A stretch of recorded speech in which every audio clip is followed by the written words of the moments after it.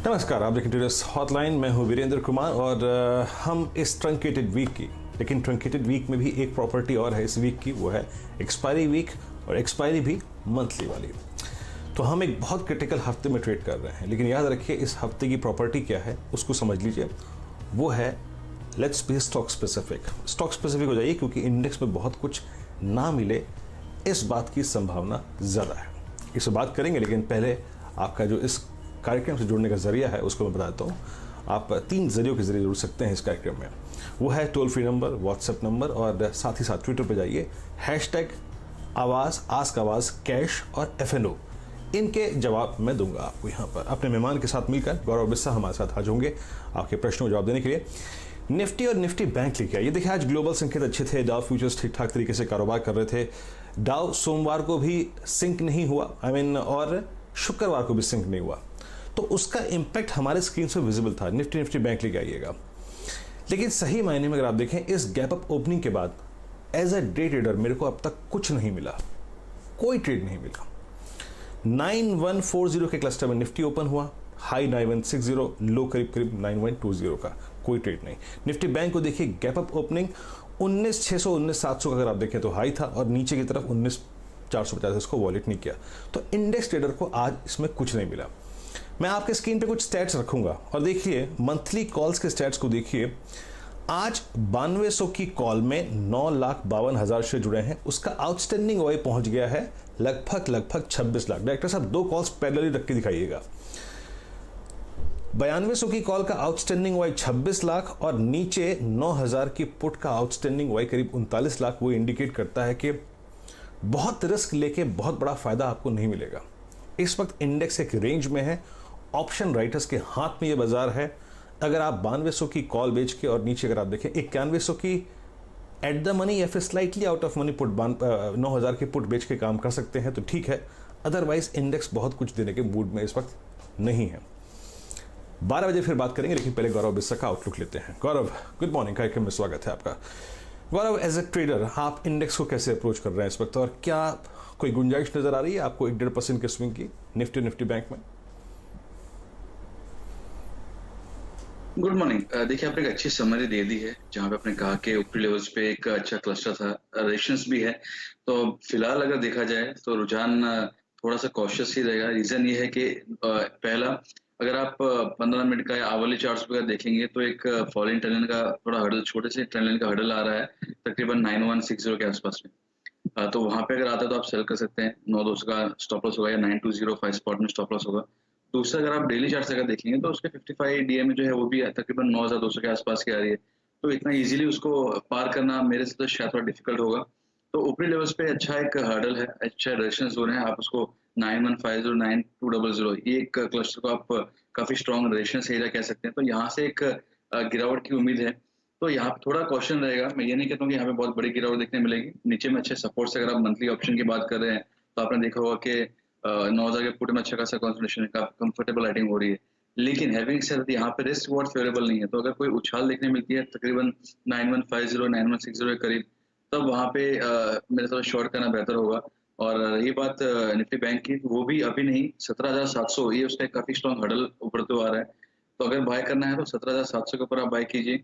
तब ये जो है एक स्विफ्ट मूव टुवर्ड्स 18000 आपको देखने मिल सकता है। स्पॉट के अंदर 100 रुपए का स्टॉप लॉस होगा तकरीबन 17600 का। तो ब्रेकआउट हो उसके बाद में बाय करो तो बेहतर होगा। यहाँ पे प्रीएम्प्ट करना नहीं है। अगर आप कैंडल्स पे देखेंगे तो एक साइडवेज कैंडल्स ही बन रहे हैं, इनसाइड बार्स ही बन रहे हैं। तो यहाँ पे कोई ज्यादा रुझान जी, बन नहीं रहे फिलहाल।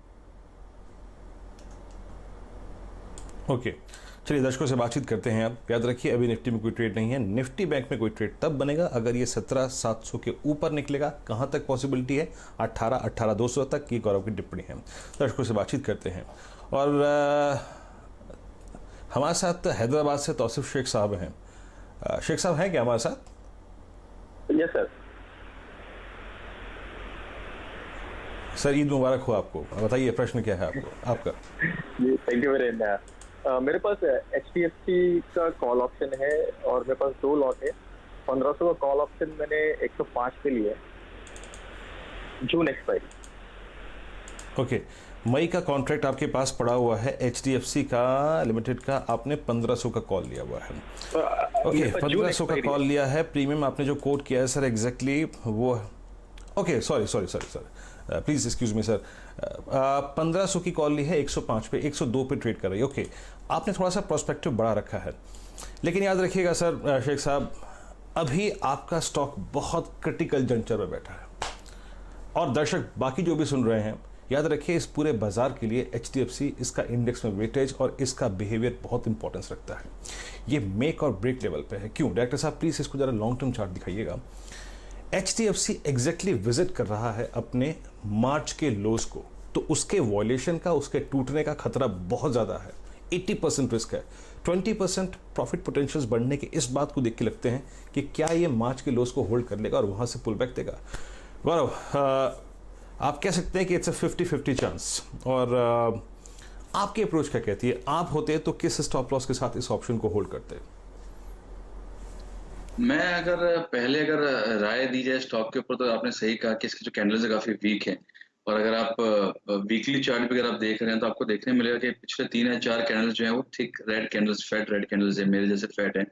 तो यहाँ पे अगर आप देखेंगे तो रुझान जो है फिलहाल नेगेटिव ही दिख रहा है। एक बाउंस बैक का आप देख सकते हैं ऊपर में 1800-1900 से अगर करेक्ट हुआ तो टेक्निकल बाउंस कहीं से तो बनेगा, राइट। तो वो हिसाब से आप कह सकते हैं कि यहाँ पे बाउंस हो सकता है। अदरवाइज जो मेरा सपोर्ट होगा ठीक ठाक सब, वो है 1475 1480। जो अगर किसी को होल्ड करना है, इन्होंने अगले महीने का लिया जो एक अच्छी रणनीति है, तो यहाँ पे आप 1475 1480 स्पॉट में स्टॉप लॉस रखिए। इसके नीचे अगर आता है तो आप एग्जिट लीजिएगा, फिर इसमें एक डाउनवर्ड स्पाइरल चालू हो जाएगा। फिलहाल आप यहाँ पे 1475 के स्टॉप लॉस को होल्ड कर सकते हैं। अगर ये सस्टेन हो गया तो एक टेक्निकल बाउंस बैक आपको देखने मिल सकता है, जो कि तकरीबन 1600 से 1625 तक के लिए आपको देखने मिल सकती है। सर देखिए, आपका स्टॉप लॉस डिफाइंड है, याद रखिएगा, क्योंकि आपने नेक्स्ट मंथ का ऑप्शन लिया है। टाइम वैल्यू सारे के सारे अगर आप देखें ग्रीक्स आपके फेवर में है, लेकिन आपको 1475 को रिस्पेक्ट देनी होगी, वो बहुत ज़रूरी है। Best of luck sir. और अगला प्रश्न लेते हैं, जयदीप है अपना प्रश्न पूछने के लिए। जयदीप गुड मॉर्निंग, प्रश्न पूछिए अपना। Good morning Virendra ji. मेरे पास HDFC के एक्चुअली 4 लॉट है। गुड मॉर्निंग तो सर। पहले 2 थे, शुक्रवार को फिर मार्केट कमजोर हुआ तो 2 और लिए थे। तो अभी क्या करूं मैं? और प्राइस रेट है 840। नहीं सर, आपने HDFC बैंक लिया, फिर कमज़ोर हुए तो फिर आपने 2 और लिए जी। याद रखिए, लूजिंग पोजीशन पे ऐड मत किया कीजिएगा। ये भ्रम होता है हमारा कि यार अब थोड़ा सा ब्रेक इवन नीचे आ गया, लेकिन सर होता अल्टीमेटली नुकसान ही है। आज गैप अप ओपनिंग आपको मिली है, आपका ब्रेक इवन है आई थिंक 848 और अभी कोट कर रहा है 861। गौरव, इसका पुल बैक कितना कमज़ोर था, इस बात से अगर आप देखें ये नज़र आ रहा है कि बैंक निफ्टी भी सिंक कर रहा है और ये 870 आर्ली चार्ट्स पे 870 और पूरा का पूरा एक क्लस्टर 870 880 80 90 कितना स्ट्रॉन्ग सप्लाई जोन है। अभी इनको थोड़ा सा प्रॉफिट मिल रहा है, क्या करें, निकल आए क्या प्रॉफिट लेकर, क्योंकि अब मार्केट थोड़ा सा सिंक कर रहा है। जी बिल्कुल, अगर प्रॉफिट है या अगर कॉस्ट के करीब भी अगर मिल रहा है तो मेरे हिसाब से एक बार एग्जिट करना बेहतर होगा। देखिए, आप जब बाय कर रहे हैं आपको मोमेंटम नहीं दिख रहा है तो उसको होल्ड करके मतलब है नहीं, बिकॉज आप 2-3 दिन होल्ड भी कर लेंगे, फिर आप बोलेंगे मुझे कॉस्ट पे आ जाए तो मैं निकाल लूंगा, फिर वो कॉस्ट पे नहीं आता है, फिर आप सोचते हैं कि अभी कॉस्ट नहीं आ रहा तो मैं कौन से लेवल पे निकालूं। तो ये सारे जो पैनिक थिंकिंग है उसको साइड में रख के अगर कोई चीज नहीं मूव कर रही है, तो आप अगर नजदीक में मिल रहा है, थोड़े बहुत लॉस में एग्जिट हो रहा है, तो वहां पे एग्जिट करना बेहतर होगा। यहाँ पे फिलहाल मोमेंटम नहीं दिख रहा है। जैसे आपने कहा 870 875 एक अच्छा हर्डल एरिया है, वो पार हो जाए उसके बाद में फ्रेश रिव्यू ले सकते हैं। यहाँ पे फिलहाल मुझे बड़ा मोमेंटम फिलहाल नहीं दिख रहा है। बड़ा मोमेंटम सर बैंकिंग में थोड़ा सा मिसिंग है, और HDFC बैंक में लग रहा है कि अभी ये टेस्ट करेगा पेशेंस आपके। ये वो चार्ट नहीं है जिस पे खुल के डेरिवेटिव्स के सौदे किए जाएं।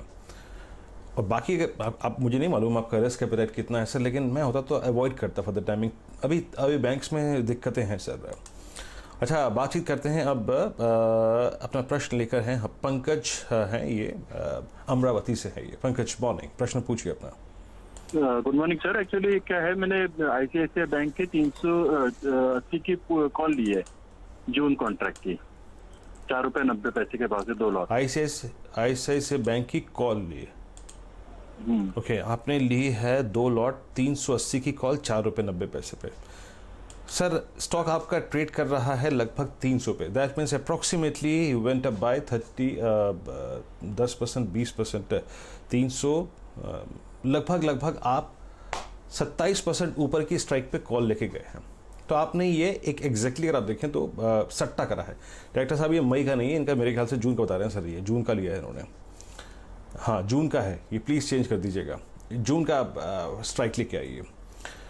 अभी सर जानते हैं पंकज जी, खतरा ये है कि अभी हमने HDFC की बात की थी कुछ देर पहले, not exactly HDFC bank, HDFC की बात की थी। वहाँ पे मार्च के लोज के वॉलेट होने का खतरा था और यहाँ पर भी कुछ ऐसा ही है। हालांकि ICICI बैंक अभी मार्च लोज से दूर है और अब इन्होंने टिपिकल एक ब्लफ खेला है और लेकिन अभी क्या इससे पैसा बन जाएगा? और जो क्रिटिकल भाग है इस प्रश्न का वो ये है, अगर वाकई में ICICI बैंक में पुल बैक खेलना है तो क्या 320 की स्ट्राइक या फिर एट द मनी 300 की स्ट्राइक वो ज्यादा सही रहेगी किसी डिसेंट स्टॉप लॉस के साथ?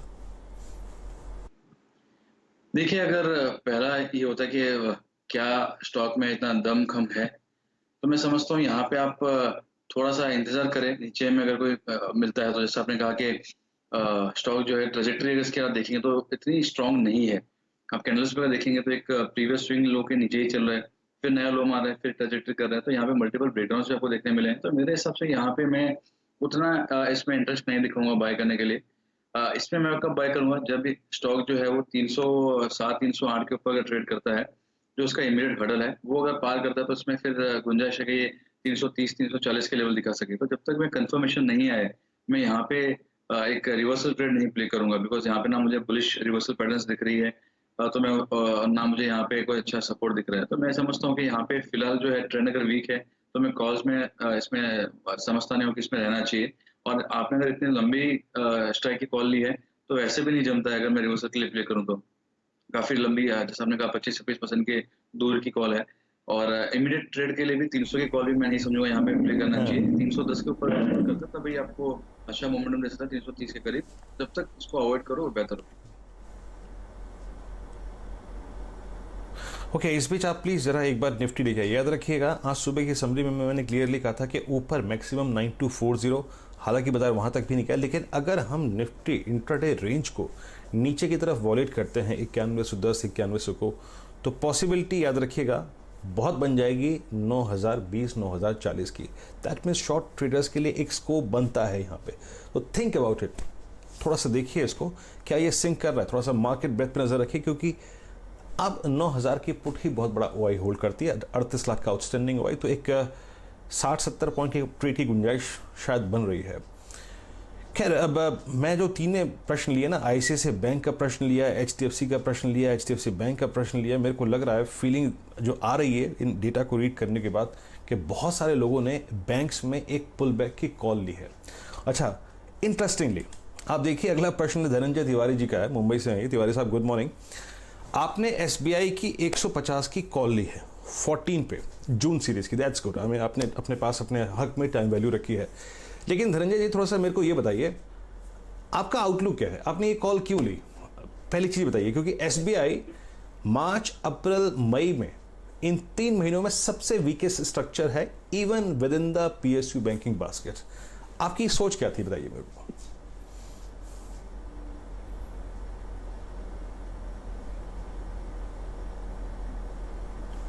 तिवारी साहब नहीं बोल रहे। ओके, तो बहुत सारी कॉन्ट्रा कॉल्स आ रही हैं और जब एक्सेसिव कॉन्ट्रा कॉल्स होते हैं, धनंजय जी सुन पा रहे हैं आप मेरे को? मेरा जो प्रश्न था अगर आपने सुना हो तो प्लीज उसका रिप्लाई करेंगे। हाँ, उसका रिप्लाई करिए सर प्लीज।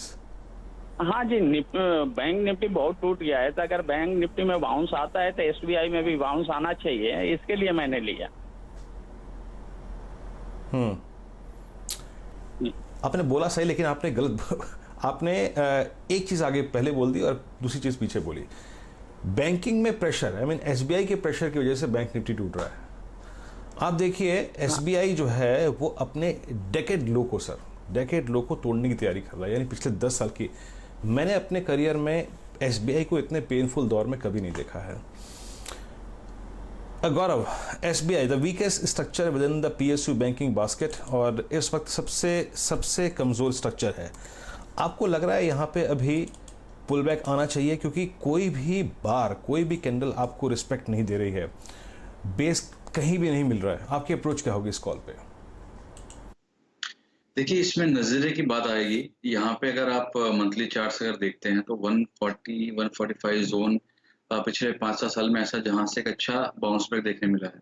तो अगर कोई निवेशक है कि मुझे 2 या 3 साल के लिए होल्ड करना, कुछ फर्क नहीं पड़ेगा, मुझे वही है कि मुझे लंबे अरसे के लिए रखना है, तो यहाँ पे निबलिंग करना मैं समझता हूँ कि अच्छी रणनीति हो सकती है। यहाँ पे आपके अच्छे सपोर्ट्स के आसपास में है। लेकिन अगर आप ऑप्शन के जरिए प्ले कर रहे हैं, जैसे आपने कहा कि कॉन्ट्रा कॉल लेना, यहाँ पे 50-50 चांस है, क्योंकि यहाँ पे ना मुझे कोई पॉजिटिव कैंडल दिख रही है, ना मुझे पॉजिटिव रिवर्सल कोई पैटर्न दिख रही है।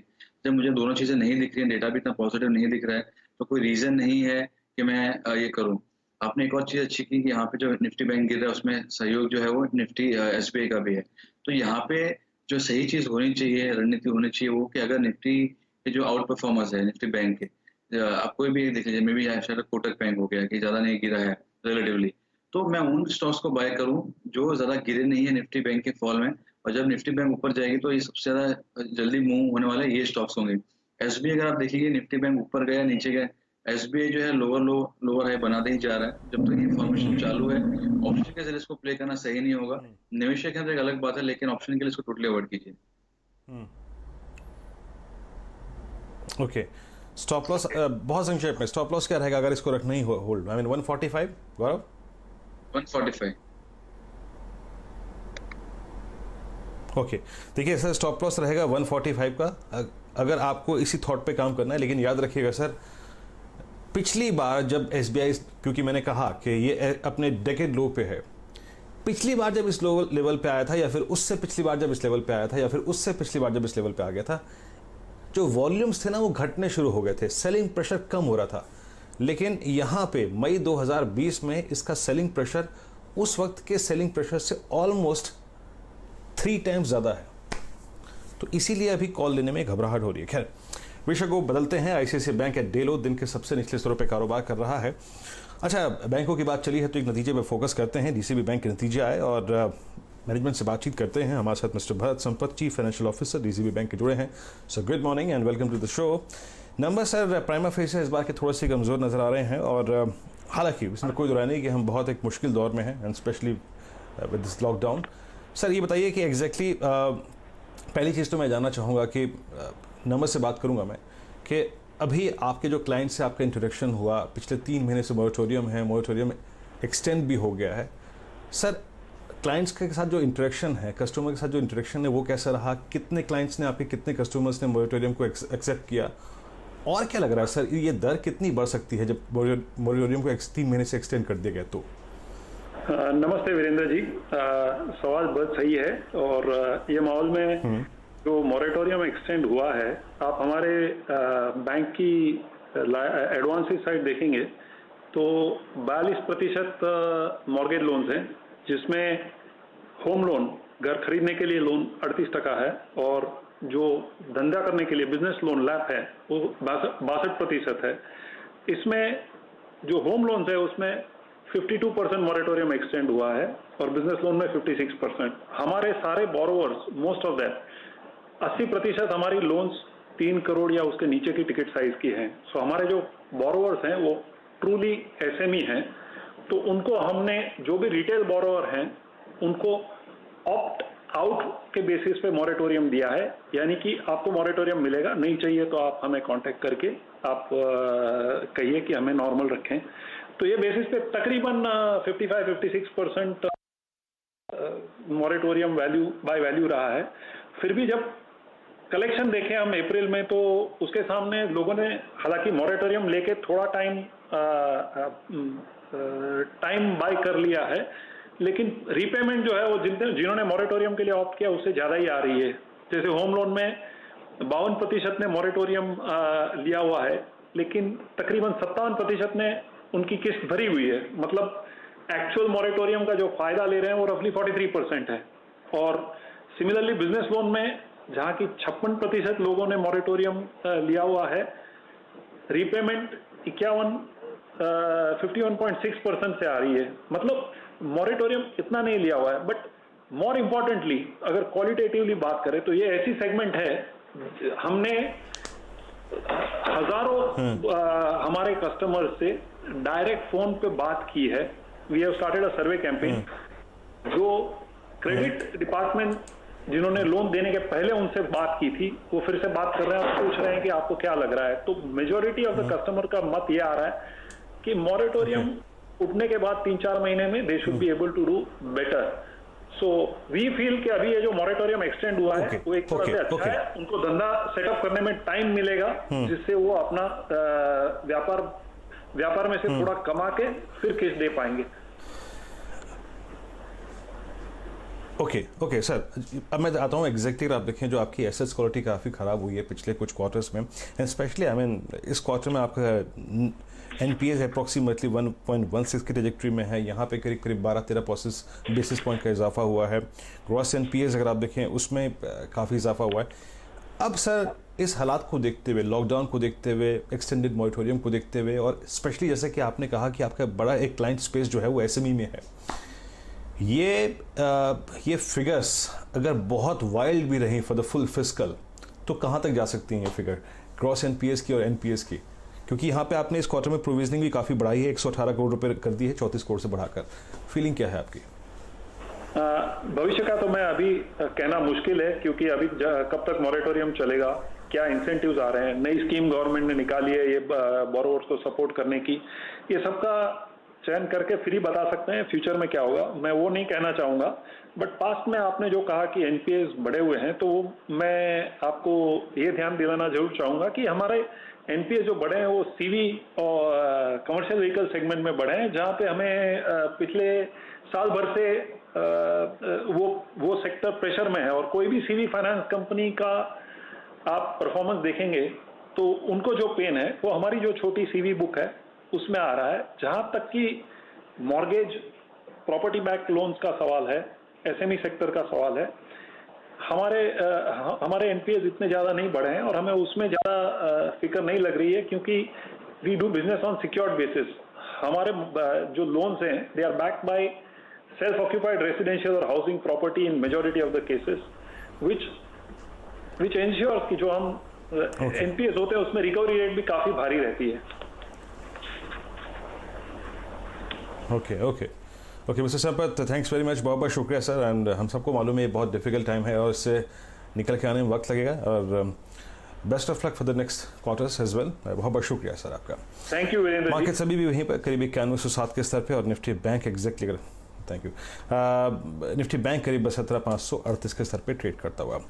ओके, एक बार इंडेक्स को देख लिया हमने, और कुछ काउंटर जो कि अच्छा कर रहे हैं उसमें अगर आप देखें Nestle, Pidilite, front foot packet trade करते हुए, कैडिला, सिप्ला, फार्मा स्टॉक्स में थोड़ा दबाव है। मेटल्स आज की स्ट्रेंथ है, पावर स्पेस आज की स्ट्रेंथ है, वहाँ पे स्ट्रेंथ अभी भी कायम है। चलते हैं एक ब्रेक के लिए, लेकिन ब्रेक पे जाने से पहले बात करते हैं एनएससी नेशनल स्टॉक एक्सचेंज और सीएनबीसी आवास की खास मुहिम का इन्फॉर्म इन्वेस्टर और एक जागरूक इन्वेस्टर के तौर पर बिहेव करें, और आप किसी भी धोखाधड़ी से अगर आप देखें सावधान रहें, सचेत रहें और बचे रहें। यही इस सीएनबीसी आवाज़ की जो अहम और महत्वपूर्ण मुहिम है उसका एक बड़ा हिस्सा है। याद रखिए, स्टॉक्स के चयन से पहले अच्छी तरीके से देखिए, ट्रेडिंग एक चीज़ होती है, इन्वेस्टमेंट एक चीज़ होती है। इन्वेस्टमेंट में ट्रैप होना बहुत दुखदायी होता है, तो किसी भी स्टॉक को रिसर्च के आधार पर ही अपने निवेश सलाहकार से बातचीत करने के बाद ही पिक करें, और याद रखिए इस पर थोड़ा सा कमिटेड रहें। जब आप कोई अच्छा स्टॉक लेते हैं तो उस पर कमिटेड रहें, उसे वक्त दें, रोज़ ब रोज़ उसमें कोई ना कोई तब्दीली करके उसे बार बार बेच के और ख़रीद के आप अच्छे रिटर्न्स कभी हासिल नहीं कर पाएंगे। थोड़ा सा कमिटेड रहें, समय दें किसी भी अच्छे पोर्टफोलियो को। निफ्टी डे लो पर करीब 9103 पे ट्रेड करता हुआ, और निफ्टी बैंक करीब 17,535 पे। एक ब्रेक के बाद हर्षता आपके साथ होंगी। स्लाइड नंबर 1 देखे। नमस्कार।